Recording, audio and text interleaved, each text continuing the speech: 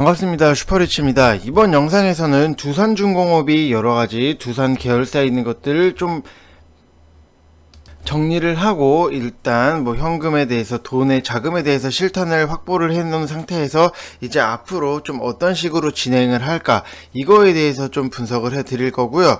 자, 그렇기 때문에 여러분들 구독, 좋아요 한 번씩 꼭 좀 눌러 주시기 바랍니다. 자, 그리고 뭐 시장이 지금 좀 바닥권에 있는 종목들에 대해서 제가 다시 한번 좀 분석을 해 드리고 좀 추천을 해 드릴 거니까요. 여러분들 구독, 좋아요 한 번씩 꼭 좀 눌러 주시기 바랍니다.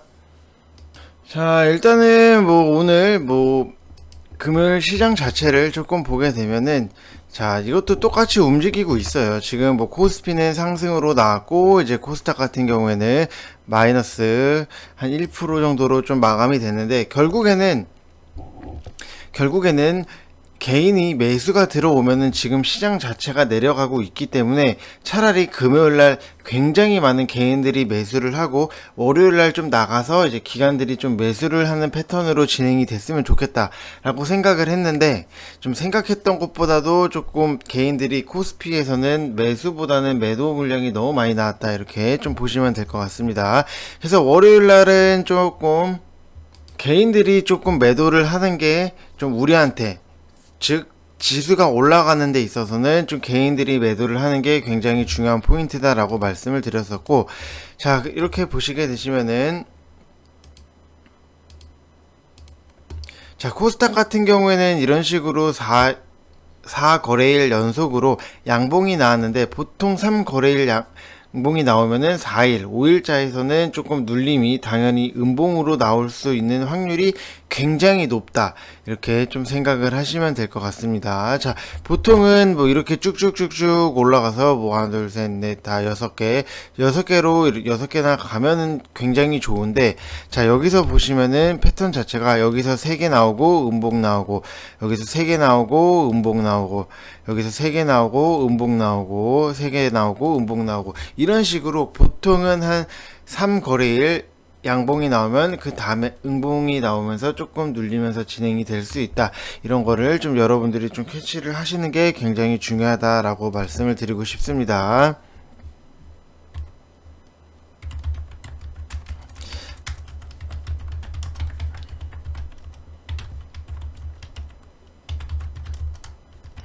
자, 그래서 만약에 뭐 지금 계속해서 올라가고는 있어요. 그래서 지금 지수 자체가 조정으로 나오고 있는데, 이 음봉이 언제까지 음봉이 나올지는 그 어떤 누구도 아무도 예측을 할 수 없기 때문에, 조금 코스닥이 좀 많이 오르고 수급 자체가 많이 몰렸다는 부분이 있다면은 좀 코스피로 여러분들이 안전하게 좀 대피를 미리미리 좀 하셨어야 됐다라고 말씀을 드리고 싶습니다. 자, 뭐 시장 자체가 지금 좋아요. 뭐 시장이 올라가고 뭐 이 정도 조정은 뭐 그렇게 크게 문제가 되는 부분은 없는데, 일단은 뭐 트럼프가 불복이 거의 확실시 되고 있으면서 좀 이 불복에 대해서 좀 더 지수가 한 번은 더 흔들림이 나올 수 있다, 이렇게 좀 생각을 하시면 좋을 것 같습니다.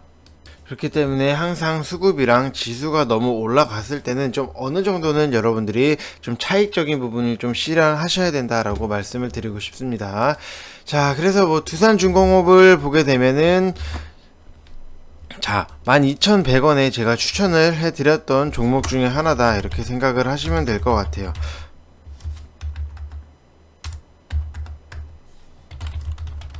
자, 그래서 뭐 지금 14,700원까지 올라가고 있는데, 자, 그러면은 두산 같은 경우에는 지금 여러분들 뭐 최근에 보시면은 좀 국내 첫 수소 액화플랜트 건설에 나선다, 이렇게 좀 생각을 하시면 될 것 같습니다. 자, 수소 액화플랜트 건설에 나선다. 자, 두산중공업 같은 경우에는 이제 창원 쪽에다가, 경상남도 창원 쪽에다가 조금 수소 액화플랜트 EPC 방식으로 조금 건설을 하고 향후 20년간 유지 보수 업무를 좀 수행한다는 이 계약을 했는데, 이 계약금 자체가 조금 1200억 원 규모로 이렇게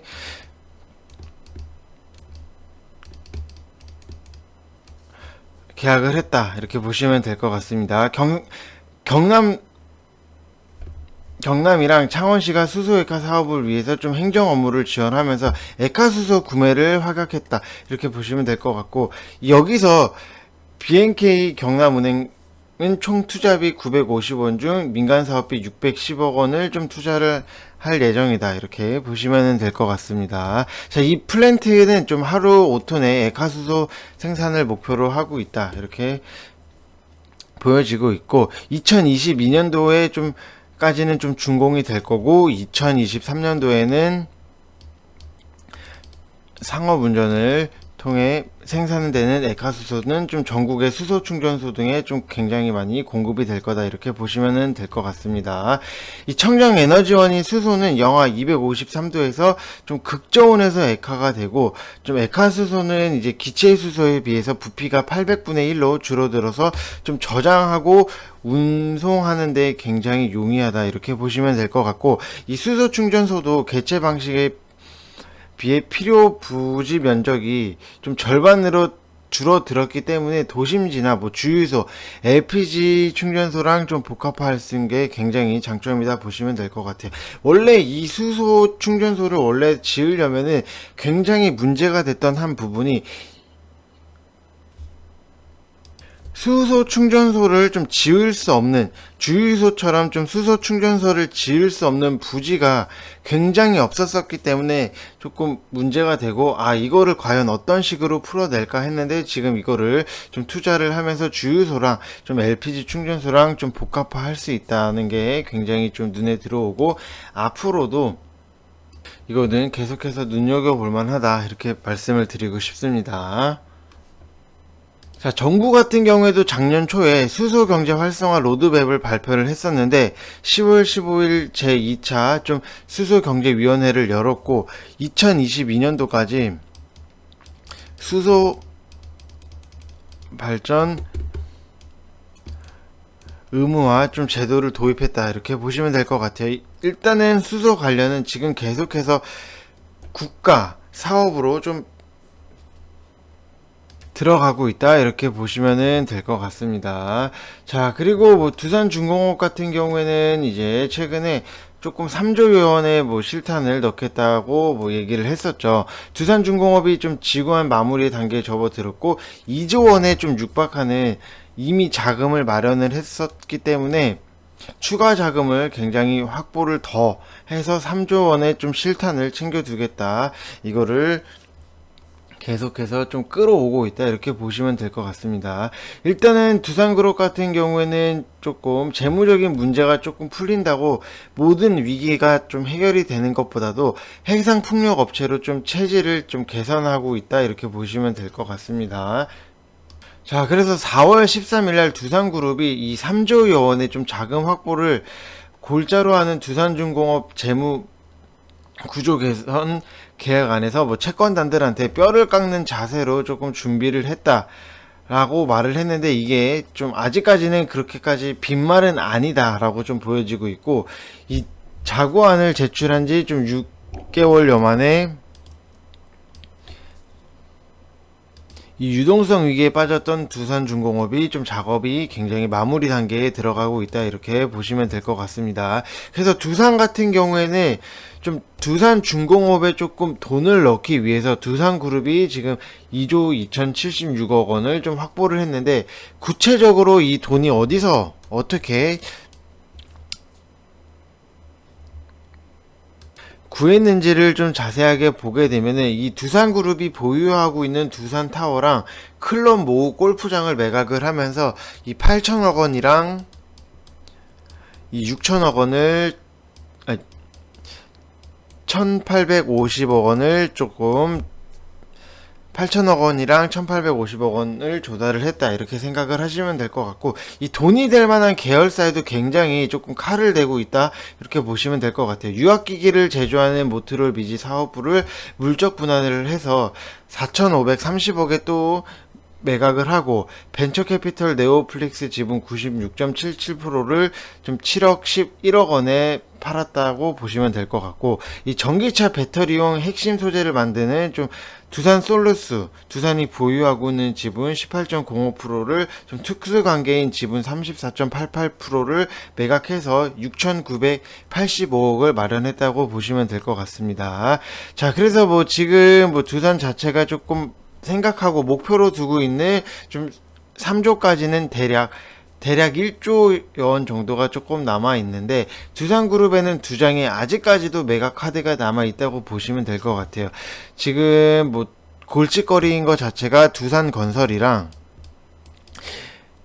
알짜 계열로 두산 인프라코어가 있는데, 그 중에 몸값이 1조 원에 이르는 좀 두산 인프라코어를 좀 매각하는데 성공을 하면은 좀 단숨에 좀 자구한 목표치를 달성을 할 수 있는데, 이 같은 인수 합병 시나리오는 어렵지 않게 좀 성사될 수도 있다라고 보시면 될 것 같습니다. 자, 두산 인프라코어 MMA 걸림돌로 좀 꼽았던 우말 채무를 두산그룹이 떠안기로 결정을 했기 때문에 과연 어디에 조금 매각을 시킬지는 알 수는 없지만, 정확하게 나오진 않지만, 계속해서 두산은 두산 인프라코어를 좀 매각을 하려고 되게 여러모로 준비를 하고 있다 생각을 하시면 좋을 것 같습니다.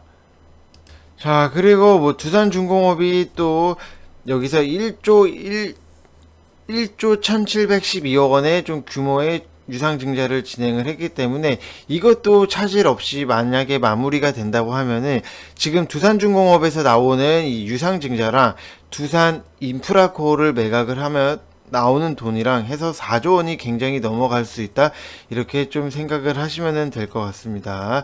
자, 왜냐하면은 뭐 두산그룹이 보유한 자산을 좀 매각을 하면서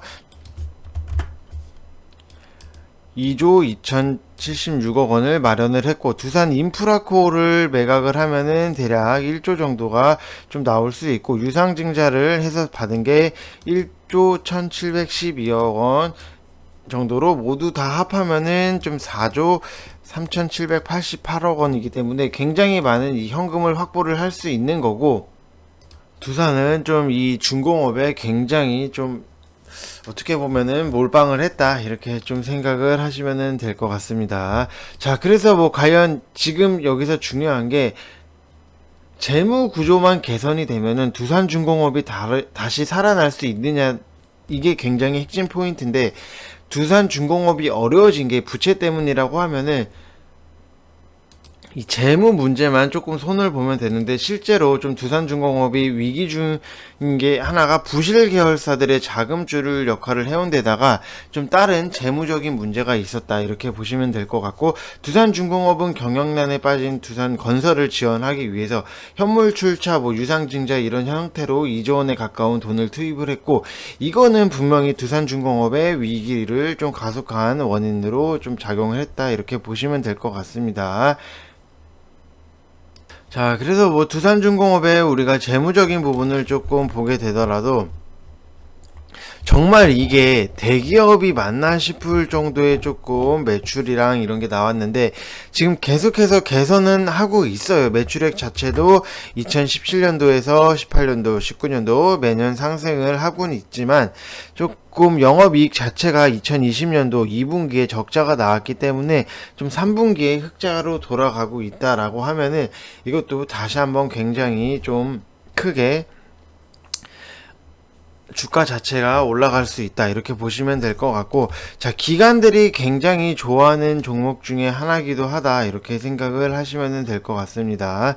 자, 최근에 보시게 되시면은 10월 19일부터 좀 연속적으로 매수가 들어오고, 11월 4일날 좀 매도를 하고 다시 한번 또 매수를 하고 있는데, 계속해서 좀 기관들이 매집을 하고 있다, 이렇게 좀 생각을 하시면 좋을 것 같고, 일단은 제가 처음에 말씀을 드렸던, 자, 15,000원이 저는 1차 목표가라고 말씀을 해드렸고, 만약에 15,000원이 넘게 되면은 전고점 16,810원에서 한번 또 정리를 하시고, 나머지 좀 소량은 여러분들이 길게 갖고 가셔도 된다라고 말씀을 드리고 싶고, 일단 항상 말씀을 드리는 게, 여러분들 좀 15,000원 부근에서 중간에서는 한 번씩은 물량을 조금 수익적인 부분도 좀 실현을 하셔야 된다. 이게 굉장히 중요하다라고 말씀을 드리고 싶습니다. 자, 그래서 여러분들 지금 계속해서 제가 조금 좋은 종목들에 있어서 조금 수익이 나고 이런 거 있어서 분석을 해드리고 있는데요.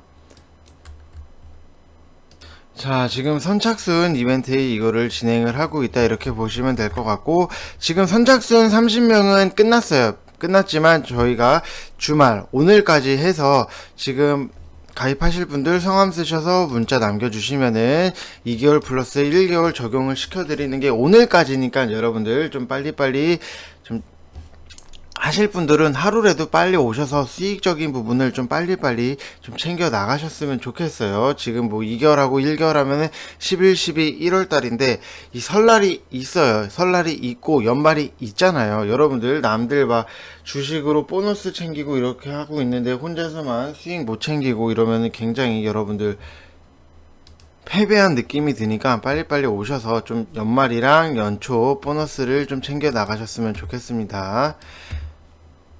자, 그리고 우리가 조금 봐야 되는 종목 중에 하나가 이 네오위즈예요. 왜냐하면은 지금 게임주들이 굉장히 이 바닥에 머물러 있는 종목들이 많이 보이는데, 뭐 넷마블도 그렇고 웹젠도 조금 눈여겨볼 만하고 좀, 하지만 좀 차트적으로 더 내려왔다라고 보여지는 게 좀 네오위즈이기 때문에 제가 지금 좀 네오위즈를 22,700원 부근에서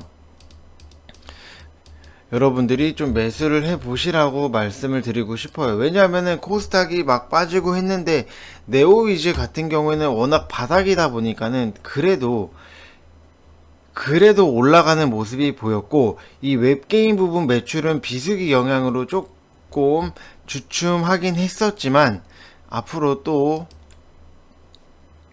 더 올라갈 수 있다 이렇게 생각을 하시면은 좋을 것 같습니다. 이 네오이즈는 온라인이랑 이제 모바일 게임 개발을 하고 이제 퍼블리싱 하고 유통이죠. 게임 포털 피망을 운영을 좀 하는 사업을 하고 있다 이렇게 생각을 하시면 될 것 같고, 보통 매출 같은 경우에는 이제 유료 아이템 판매 그리고 광고를 통해서 수익 창출을 하고, 해외 주요 타이틀인 좀 브라운더스트는 올해 조력자 업데이트를 또 진행을 하면서 최근에 진행을 했죠. 다양한 신규 콘텐츠를 계속해서 제공을 하고 있다 이렇게 보시면 될 것 같습니다.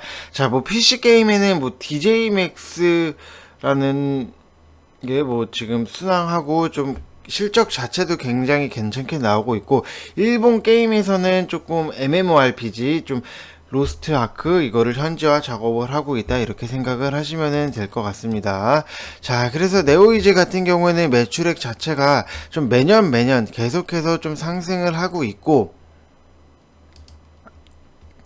지금 2017년 18년 올라가고 19년도 20년도 뭐 21년도도 이렇게 예상 자체는 조금 계속해서 더 올라가는 걸로 예상이 나오고 있고, 지금 뭐 분기별로 여러분들 보시게 되시면은 지금 1분기 영업이익 자체도 계속해서 올라가고 있는데, 지금 2분기 때보다 좀 3분기 때 실적이 조금 컨센서스가 조금 낮게 나오긴 했지만 좀 계속해서도 꾸준하게 올라가고 있다 이렇게 좀 생각을 하시면 될 것 같습니다. 그래서 뭐 재무적으로는 뭐 딱히 뭐 손대거나 문제가 되는 부분이 없는 종목이다라고 말씀을 드리고 싶고, 제가 여러분들한테 항상 말씀을 드리고 좀 약속을 지킬 수 있는 게, 저는 잡주는 안 건드려요. 여러분들한테 좀 잡주는 추천을 안 하고 최대한 좀 안정적인 종목으로만 추천을 하고 있다 이렇게 보시면 될 것 같습니다. 왜냐, 잡주를 추천하는 사람들은 뭐 단타로 하루 안에 끝낼 수 있는 단타로는 제가 뭐 추천을 해 드릴지언정, 여러분들이 갖고 가시는 종목에 있어서는 제가 잡주는 무조건 안 한다. 이거는 제가 여러분들한테 약속을 드릴 수 있는 부분이고, 그만큼 다른 사람들보다 안정적으로 하고 있다 이렇게 보시면 될 것 같아요. 자, 잡주를 여러분들한테 추천을 하는 거는 그냥 망해버려라 라는 거랑 좀 비슷한 의미로 저는 생각을 하고 있기 때문에 항상 좀 안정적으로 조금 추천을 하고 있다 이렇게 생각을 하시면 될 것 같고, 제가 항상 좀 1순위로 선택을 하는 게 주식에 있어서는 안정성이 굉장히 중요한 부분이다 이렇게 말씀을 드리고 싶습니다. 자, 그래서 이번 영상 구독, 좋아요 많이 나오면은 제가 내일 좀 미리 담아볼 만한 종목에 대해서도 같이 좀 분석을 해 드릴 테니까요. 여러분들 구독, 좋아요 한 번씩 꼭 좀 눌러주시기 바랍니다. 이상 영상 마치겠습니다. 감사합니다.